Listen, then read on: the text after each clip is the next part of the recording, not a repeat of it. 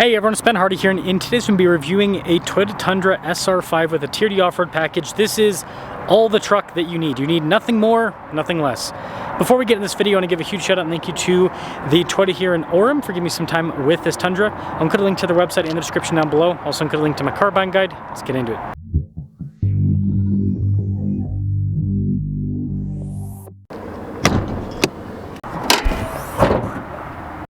Under the hood of the Tundra is a twin-turbo 3.4-liter V6 that goes through a 10-speed, fuel economy 17 around town, 22 on the highway, with power outputs being 389 horsepower and then 479 pound-feet of torque. Now, before we move forward with this review, I do want to mention if you want to see more videos just like this, then I recommend you subscribe because I post content every single day.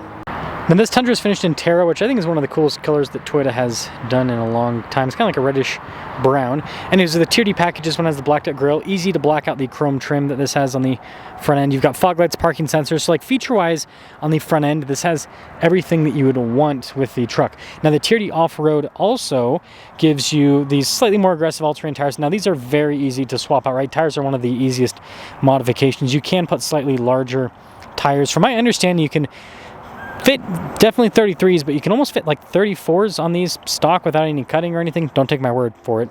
Now you also do get these Bilstein shocks with the TRD off-road, so that helps out with having the suspension be a little bit more durable, be able to handle more off-road stuff. Got those big fender flares. This one has the side steps, which just helps out with getting in and out. It's important. It's a big pickup truck. And it looks good. I mean, again, with the Terra, this is a cool looking truck.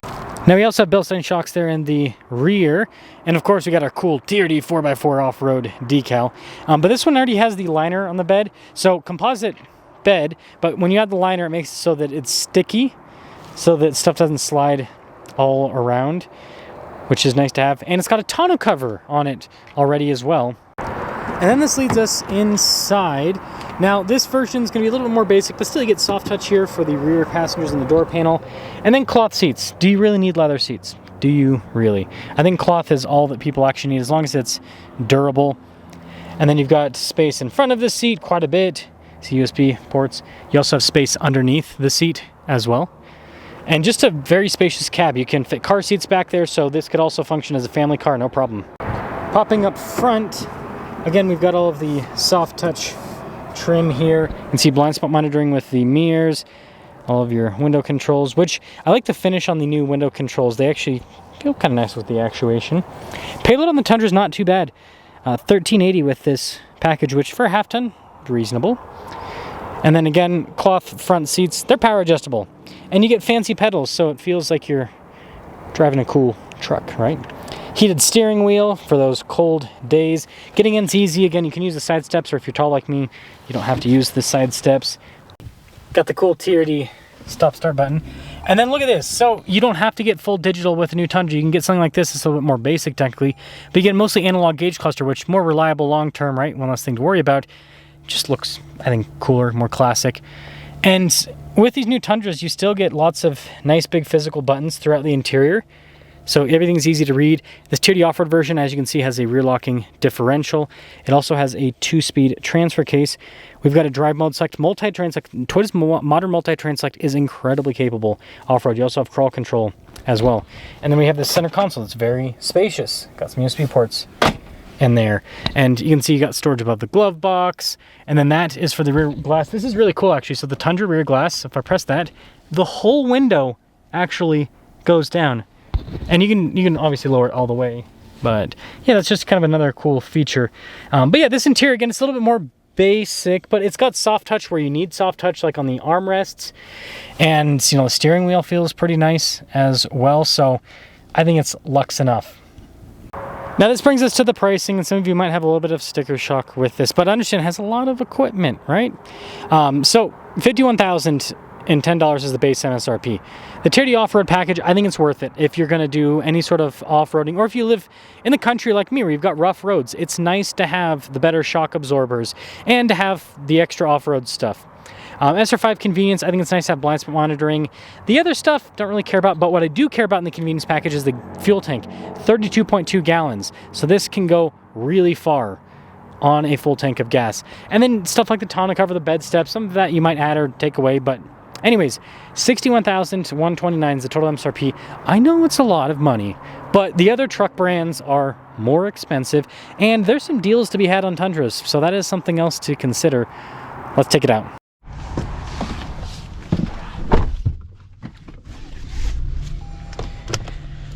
Well, let us set off in the Toyota. The sticker came off. Uh-oh. Anyways, get off my finger. Let us set off in the Toyota Tundra TRD Off-Road SR5. Again, this has, the only thing this doesn't have is heated seats. But that's always very easy to add in after, and I'm pretty sure it doesn't have heated seats. But yeah, anyway, I mean, even if it, yeah, it doesn't, easy to add in after the fact. Super easy to add in after the fact. You just can, and they're easy to kind of like integrate and everything, and just integrate on the side of the seat from what I've seen in the past. But this new Tundra, obviously not necessarily all that beloved because of the initial engine problems, but it's a Toyota, and Toyota makes sure to do things right long term. So, you know, it sounds like the problem's already been fixed. Time will tell on that. But aside from that, the new Tundra drives really well. It's got comfortable suspension. And a big part of that is the fact that it's coil sprung now in the back instead of having leaf springs. And it still has good payload. I don't know if you guys remember, the previous gen Tundra didn't have great payload. So it's like, this actually has, what I've seen package to package, about the same as the previous and sometimes more, which is good for a coil sprung truck, right? You do concede payload with a coil sprung truck in general, but not so much for this. And yeah, the ride is just, it's so good. And these seats are not the most comfortable Tundra seats, but they're comfortable enough, I'd say. And I do like the view out the hood, with the hood kind of pointing in towards the center. It feels like it's like pointing you where you need to go. It's kind of cool.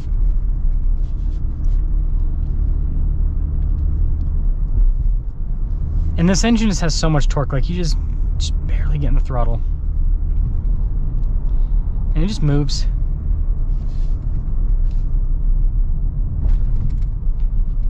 Yeah, and over bumps, the Bilstein shocks, they help out compression-wise.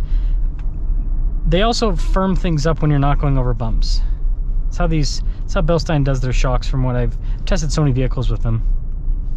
So when you go around corners, it just handles well. So I think that's a big plus.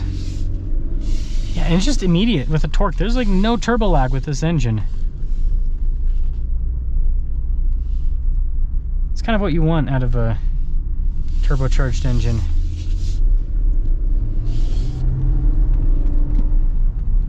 Yeah, it's solid. It moves. Moves like you'd want it to move.